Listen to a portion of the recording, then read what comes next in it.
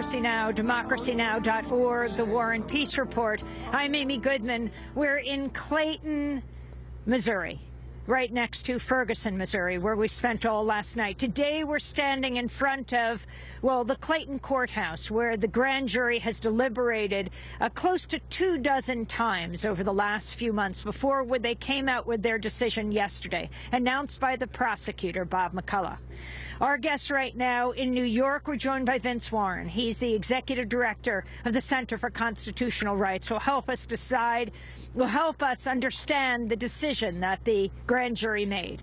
And with me here in sub-freezing weather here in Clayton is Osagyefo Seko. He is the pastor from the First Baptist Church in Jamaica Plain, Massachusetts, dispatched to Ferguson by the Fellowship of Reconciliation. He went to high school here in St. Louis and has family in Ferguson.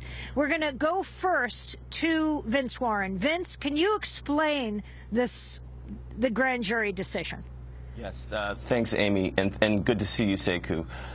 It is almost inexplicable. The first thing we have to remember is that this is not a verdict. This hasn't gotten to verdict. This was an indictment. So the grand jury was asked to consider evidence in order to prefer charges so that the police officer could go to trial, but they didn't do that. What was so strange about it is I've never seen, in my years, I've never seen a prosecutor take such a hands-off approach. And to listen to that press conference, Amy, you would think that he had just sort of spread out the pieces of paper on the table and said, grand jury, do your thing. Let me tell you, prosecutors never do that. There's a reason why they say prosecutors can indict a ham sandwich. It's because they entirely control that process. Now, they did release some of the transcripts yesterday, and I took a look at some of them, and what I saw, which people need to know, is that this wasn't just the grand jurors listening to the testimony idly. The prosecutors are framing the evidence. And as you heard in that press conference yesterday, there was more talk about what Mike Brown did than there was about what Darren Wilson did. It was almost as if in that grand jury process looking to charge Darren Wilson, that they were really charging Mike Brown. And I also noticed in some of the transcripts that they were setting up, the prosecutors were setting up this sense of fear, even asking the police sergeant when he got to Mike Brown's body, when he first got there, leading them into the testimony to say, yeah, there were people that were agitated, there were people that were upset, there were people that were moving around, and of course people were agitated because Mike Brown's body was on the ground. But they're setting this up so that essentially to play into the defense of Darren Wilson, that he acted reasonably out of fear for his life, A. B, that he acted reasonably and pursuant to the law because he thought that Mike Brown was breaking the law. So what we have is a grand jury system that for most people in the world seems to play out like it was, gosh, what can we do? The evidence was really overwhelming. But I don't think the evidence was. You only have one side of that story. And unfortunately, in this process, Mike Brown's side of the story never gets told. And what we do know is that we know that the prosecutors were setting this up so that it was in the best light, in my view. It was, from what I've seen, in the best light for the police officer and his quote-unquote reasonable belief that his life was in danger. So that's why he shot. I don't think we can take away anything from this decision not to indict other than that it is now officially open season on black folks when it comes to police violence. You know, that feeling that most of us had yesterday when we were listening to the decision, that feeling in your stomach, that unsettling feeling like there's nothing we can do, that's what injustice feels like. And we have to remember that the folks on the ground feel that same way, but they felt this for a long time. This is not a media event. This is life for people in the black community in urban areas. This is life for people in Ferguson. And so, yes, people are upset. People are acting out. People are disrupting the status quo. People want to shut it down. And frankly, I think that they should. You know, we should be thinking about the folks in Ferguson as pro-democracy protesters. We should be thinking about them as anti-structural racism protesters. Because when you think about what they're challenging on that big a scale, we know that a grand jury decision one way or the other isn't going to solve the structural racism problem.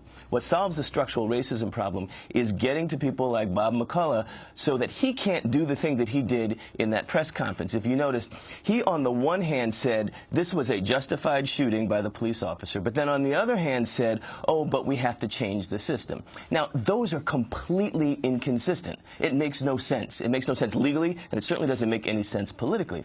And what we have here in with the protesters, and I'm happy that the Center for Constitutional Rights and Arch City Defenders locally on the ground, the National Lawyers Guild and Advancement Project have organized 300 lawyers to come down to be able to help represent the protesters, because this is what our democracy looks like. Let's not think about this as these people are burning folks here, these people are throwing rocks here. That entire picture that you're looking at, Amy, that you're involved in, that is the state, the representation of the state of our democracy for black folks in America. It is messy, it can be ugly, it's full of passion, but people should not turn away from it. People should not try to tamp it down and control it.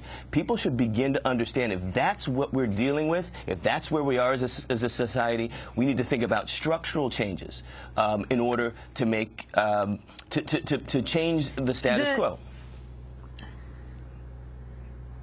Vincent Warren, the St. Louis County Prosecutor's Office, as you said, has released Darren Wilson's testimony to the grand jury, showing the officer described the 18-year-old Michael Brown as looking like a, quote, demon on the day of the shooting. Wilson said, quote, and when I grabbed him, the only way I can describe it is I felt like a 5-year-old holding on to Hulk Hogan. Wilson went on to claim that Brown punched him twice and was concerned the third punch would be fatal or knock him unconscious.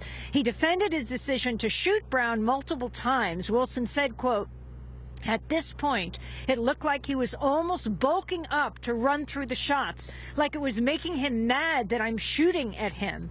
In addition to the testimony, the prosecutors released the images of Darren Wilson in the hospital after the altercation. One of his cheeks was red, but wasn't heavily bruised. So here we have Darren Wilson, 4 hours of testimony.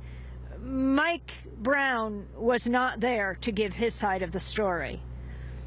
No, that's right, Amy. And it's important to recognize that at this moment we have to become clear as a society that police officers can commit crimes even while on duty. And police officers can and do lie, particularly in these types of legal proceedings. I mean, I would note that I was looking through some of the sergeant testimony, and when he first talked to Darren Wilson, when the sergeant got to the scene, he talked to him about what happened, but he didn't write it down. And the reason why he said he didn't write it down was because he was multitasking. Now, that kind of evidence collection becomes critically important because it gives, if you don't have it, it gives the police officer the opportunity to change his story, to present the facts in the light that's more favorable to them. And you can certainly do that in a criminal trial when you're the criminal defendant. But remember, police officers have two duties. One is that they have to preserve the evidence in order for people to find out what happened. But it sounds to me like Darren Wilson was afforded the opportunity to create an evidentiary narrative that supported his version of the events. This is a huge problem, and it's not unique to Ferguson. This happens all over the country in every criminal context that we can think of. Ask any defense attorney about this, and they will tell you that the way this went down with the prosecutor's office, with the police department, was so shady, it was so shady, that you can't have any confidence whatsoever that the story that Darren Wilson told is in fact what happened. Vince Warren, we want to thank you for being with us. Stay with us. We're going to go to break, and then we're going to be joined by Reverend Sekou here in Ferguson, though usually in Massachusetts. He's been here for months organizing on the ground. We'll also be joined by Jelani Cobb, a professor at University of Connecticut, head of Africana Studies, writes for The New Yorker, has been writing extensively about Ferguson. Yeah, we were with him last night on the streets of Ferguson. Ferguson has erupted. This is Democracy Now! We'll be back.